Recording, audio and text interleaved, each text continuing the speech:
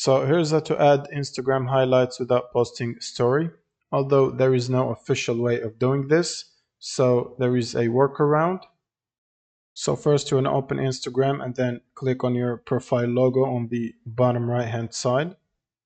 And then you want to click on the plus sign on your profile picture. And then click add to your story. And then you will need to select a photo. You can either use the camera or select a photo from your library or your file manager. So for example, I'm going to use this photo. And then you will need to click on your story again. And as soon as this is uploaded, so you want to click on your story. As soon as the posting is done and the story is uploaded, you want to click on the three vertical dots for more here, and then you want to click on archive. And because we've archived this story so quickly, nobody is going to be able to see it.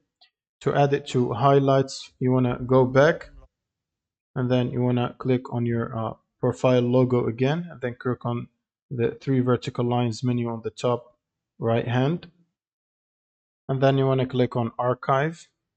And from here you'll be able to find the story we have archived earlier.